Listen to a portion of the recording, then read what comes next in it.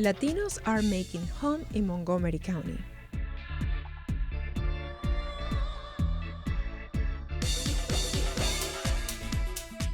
We are part of this community.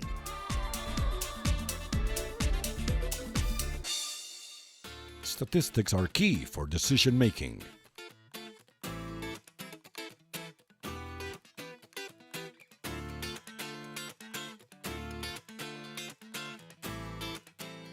Our population is growing. El Salvador leads the Latino numbers in Montgomery County. Most Latinos in Montgomery come from Central America. Our stories will help you learn more about our character, our driving force, and contributions to our community and country. Young Latinos, 20 to 34 years old, make up the second largest group for Hispanics. I immigrated from El Salvador to the U.S. when I was 4 years old with my family. When I was in 9th grade, I was already thinking about college because the whole point of the American dream is that you come to the U.S., you're a good student, you go to college, you get a good job, and that way you can make up for all the sacrifices that your parents did for you.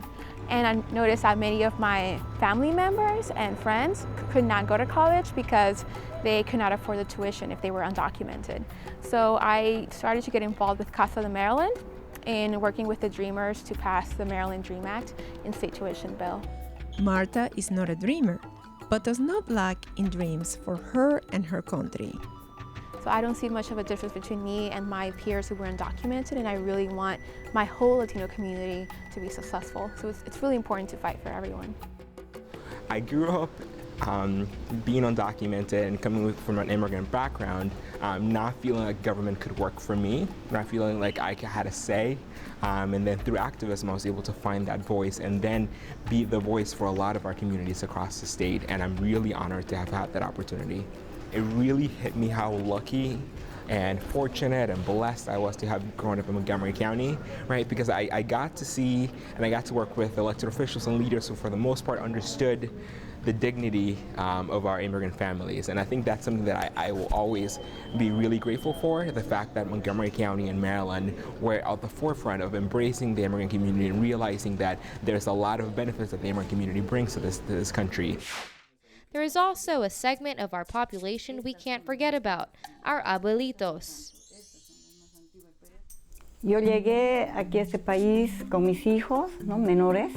El año 82 se puso mala situación en Bolivia económicamente y mi esposo él era topógrafo y en su profesión no había mucho trabajo. In her 50s and with 3 children already living in the U.S., Gladys, her husband, and younger kids immigrated to America. Ya estuve trabajando, entré a trabajar en una panadería. Ahí prácticamente toda la familia fuimos a trabajar en la Parisina. Gladys and her husband face the same struggles many working parents have today. El papá trabajaba, yo trabajaba y teníamos que ver la responsabilidad de dejarlos con alguien porque tampoco el dinero no nos alcanzaba para pagar a una babysitter. Aquí la lucha más grande que nos ha tocado afrontar ha sido la economía. 29% of Hispanics are under 5 years old. One of the challenges that Hispanic students need to overcome is education attainment. Our county needs them ready for tomorrow.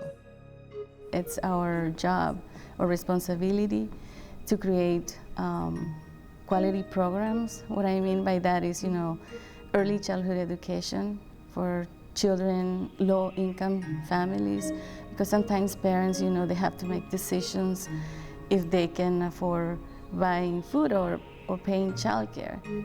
Parents need to get support so that they can bring children to quality care, so when these children go to school, they're prepared.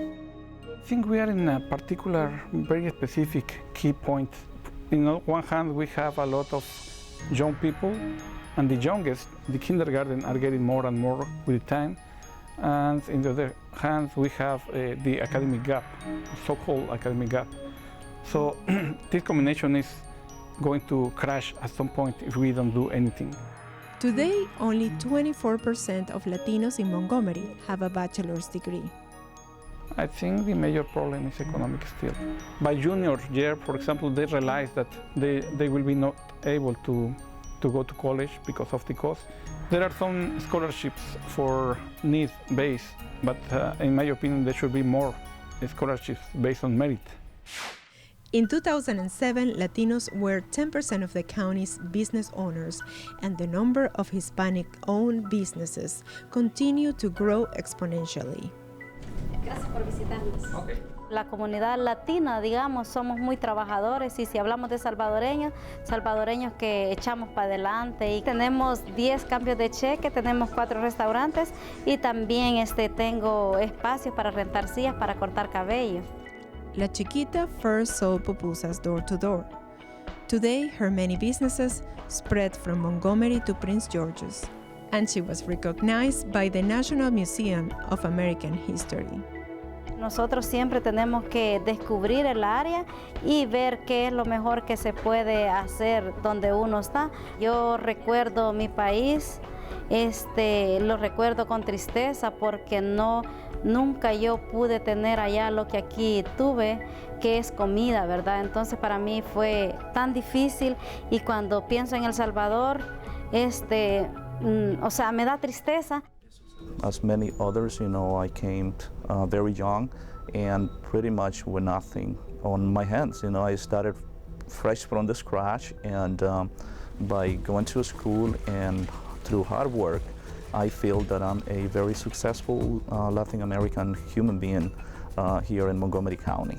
This is the place where our dreams can become true, and I'm proud to be one of those examples. Adelante, Rosita. Omar started as a dishwasher at Silver Diner and worked his way to operating partner. I am blessed by being an entrepreneur and a business owner here in Montgomery County.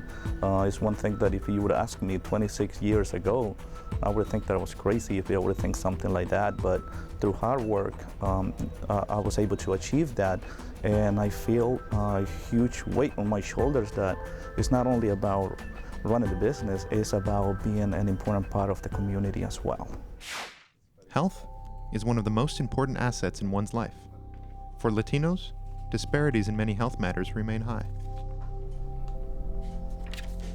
There are some aspects that we need to tackle, and I would say the county has been doing a great job at tackling those disparities. And number one for Latinos is access to healthcare. And many Latinos don't go to see a doctor because they are kind of with difficulties paying for the consultation. Also preventive care. They don't go to the annual checkups or for pap smears or mammograms, all the preventive type of tests. So those are the main things that are affecting the Latino community in these term disparities. For Latino community, it's important to have messages, clear messages about healthcare, preventive care, but also they gotta be in English and Spanish, so they are tailored to the needs of the community. And speaking of bilingual healthcare, Latin American and Caribbean nurses account for a great chunk of the pie of the Welcome Back Center of suburban Maryland. Here, Hispanics need a lot of knowledge how this system works. So we think for anything we can go to the hospital. So the Hispanic population needs like a lot of teaching about those simple things. For Yelitze, the American healthcare system demanded her to adjust. I couldn't understand the tornado of activities here when I started as a nurse because it was a tornado. I was like, oh my goodness, so I have to move, camouflage. Hurry. I don't know what I have to hurry, but I try to train the Hispanic population, and I say straight to the point. Just when the doctor comes, tell exactly what it hurts and when the pain started. Straight to the point, because doctors don't have enough time. With more than 30% of residents in Montgomery who are foreign-born, immigration rights are key to our county. The policies about immigration and about Latinos and immigrants are very inclusive. So it's a beautiful county. We have an extraordinary leadership, as well as we believe that we have a lot of opportunities for our families right here. Of course, there is a lot of challenges. We have issues of discrimination. We have issues of, anti-immigrant feelings like the Mr. Trump right now actually but at the same time, we have opportunity to create a better society. It's a lot of work that needs to be done in Montgomery County and in the state and around the nation. We don't have anybody in the Board of Education, any Latina or Latino in the Board of Education. We hope that one day we are going to have a Latina county executive. And of course, we hope that we are going to have a governor, and why not a president who is Latino or Latina. So it's a lot of work that we need to do.